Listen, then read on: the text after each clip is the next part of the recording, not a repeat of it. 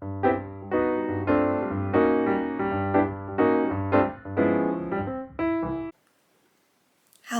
and welcome back to my channel, She Sews Happiness. I'm Mary Ellen. You're very welcome joining me today to talk about what I'm sewing, what I'm in the middle of doing. This is my second episode of Sunday Sews. I've just got in from a bit of a walk with the dogs, so if I look a little rosy cheeked, that would be the wind. It's beautiful. It's actually starting to feel like spring, which does give me a little bit of hope. So in today's episode, I'm going to chat about a couple of things, pattern testing being the first one, and sewing fails being the other. So, start off with the pattern testing, and that's currently what I am working on this Sunday. So, over the course of the week, in those stolen moments that I like to talk about, I did manage to get a couple of toiles made up of the pattern that I'm testing. Now obviously I can't share an awful lot of details about that pattern at the moment, but rest assured, as soon as it has been released, I will be sharing my version with you and sharing my thoughts and feelings on that pattern. Now, I'll be honest, when it comes to pattern testing, it's not something I do very often. And I know it can sometimes become a really contentious issue in the sewing community, whether you get paid for your pattern testing or not. I mean, in the cases of the patterns I'm testing this week, and I'm testing two, one for Jennifer Lauren Handmade, one for Stitch Witch Patterns. It is not a paid opportunity or anything like that. As I say, don't pattern test very often, but when I do, it's for pattern companies that I personally do like and patterns that I would be buying in any case, only as a tester. I mean, you get it for free, and you get it in advance, so you've already made it before it goes on general release, which I think is really nice sometimes as well. I do like advance copies of novels, and I guess with sewing patterns, it's no different for me. It always feels a little bit like you're in on a secret. So as I say, the first pattern that I'm testing is Jennifer Lauren Handmade ? Because I can't release any of the information about it. You get a bit of an idea of what the bodice is going to look like though, just from looking at the toile that I've hanging here. And I have it hanging here so I can chat to you about one of the biggest adjustments that I've had to make to the pattern. Anything else I'll go into details of once the pattern is released. But just to share with you my experience and one of the things that I do focus on every time I toile a new pattern, and that is getting my bust and waist darts in the right position. So I know it's probably not the biggest thing in the world, but I do have a pet peeve when I see particularly bust darts pointing in completely the wrong direction or being too high or too low on a pattern.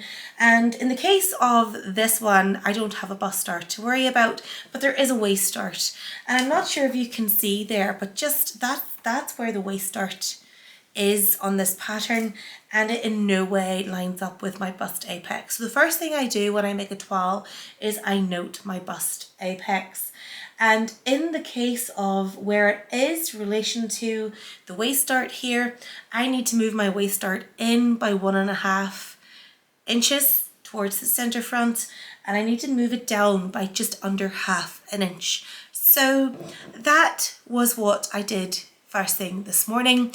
So, you wake up and it's starting to feel like spring, and I was really feeling energized and ready to go. And then I discovered we were going through a park hut. So while today has been lovely, this morning was awful. We had dire weather, and as a consequence of that, I reckon the electric was out for a while this morning. So I was raring to go and didn't get to go. But what I did do was sit down with my pattern pieces and make the adjustments I needed to make based on my toile.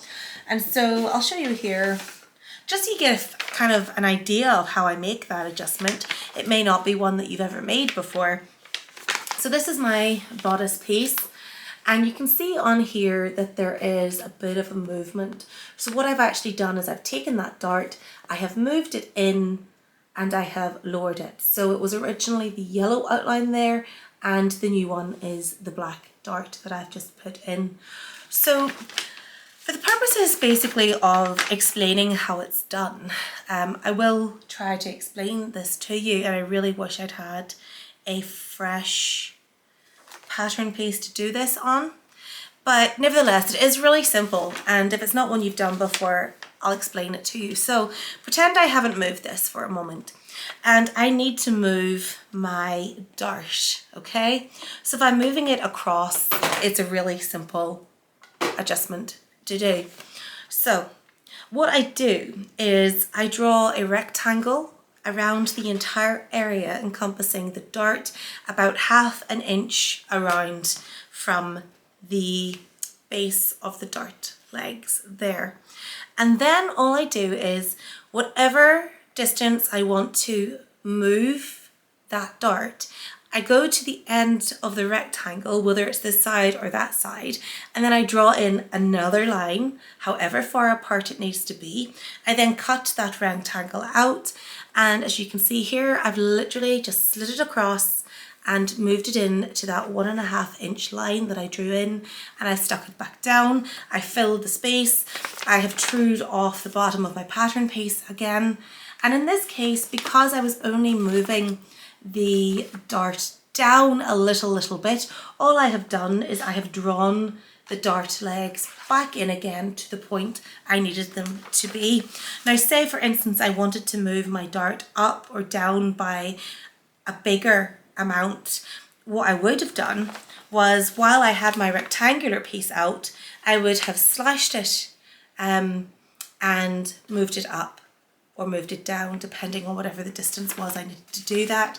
And that's how I would have made that adjustment. But it was such a tiny little adjustment to make, I just drew it in with the original dart lines. So not too difficult. And actually maybe when I film a proper video on this dress entirely, spoiler, it's a dress that I'm testing, I will draw this out properly for you and share how I do that. But yeah, so I will have to admit it. Okay, so as I said, I got up this morning and the electric was off and I was raring to go on sewing up this project, and I couldn't for a few hours. And so I must have been in somewhat of a rage because, and I'll just show you, I'm so ashamed of myself in a way, but it's totally human to fail.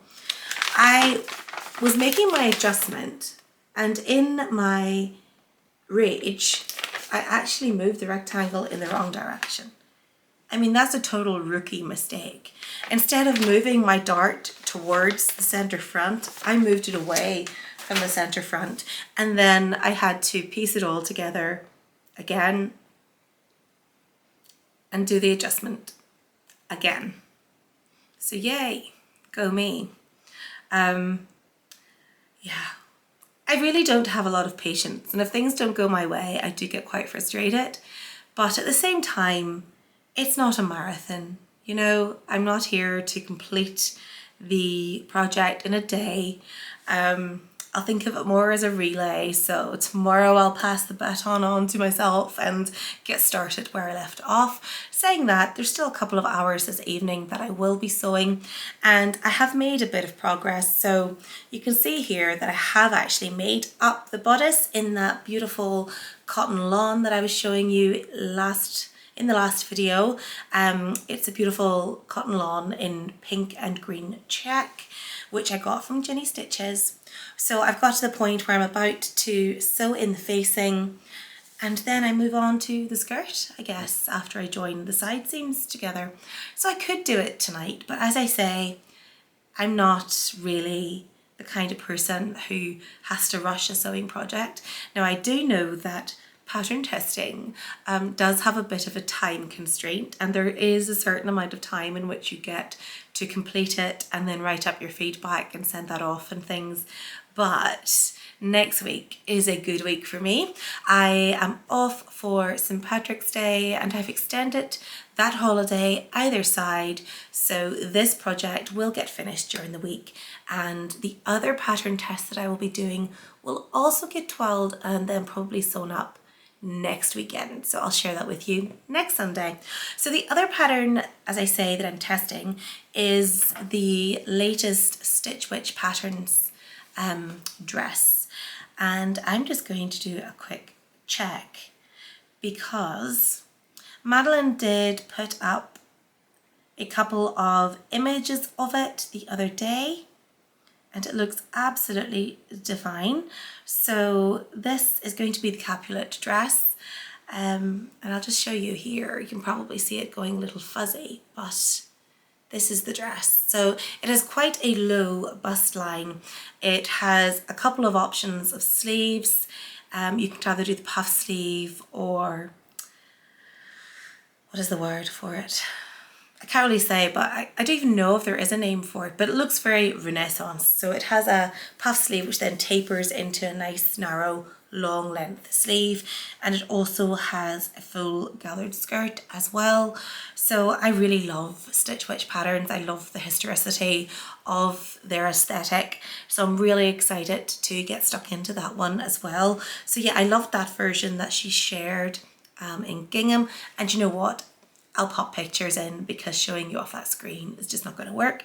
And there was another version then that she made just with the puff sleeves, and she made it in what looks like a gorgeous brocade, and it's the version that I'm veering towards, even though I do love that full length sleeve as well. But I have in my stash this fabric, which I probably shared with you in one of my past fabric hauls.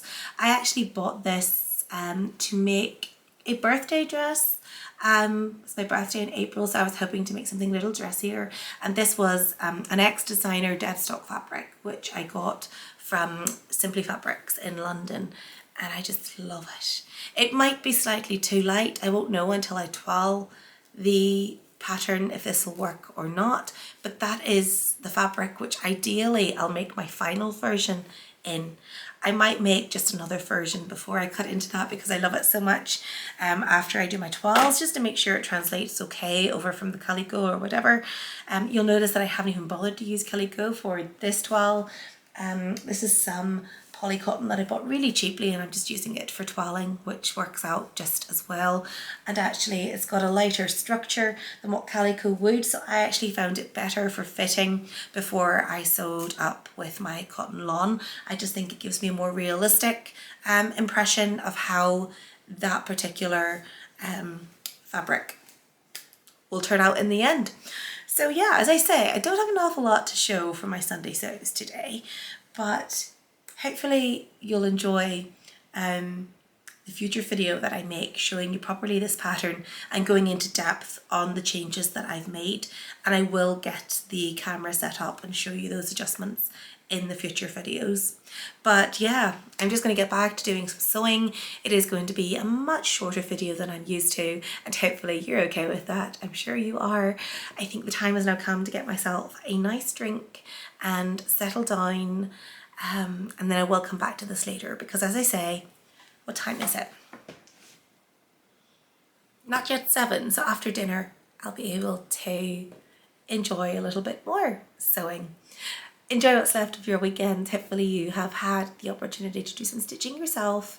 Thank you again for stopping by my channel and joining me here. It's lovely to have you with me, and if you haven't subscribed, please do hit on the subscribe button and on that little notification bell, which will tell you the next time I post a video. So take care everyone, and thank you so much for joining me this evening. Happy stitching, and bye.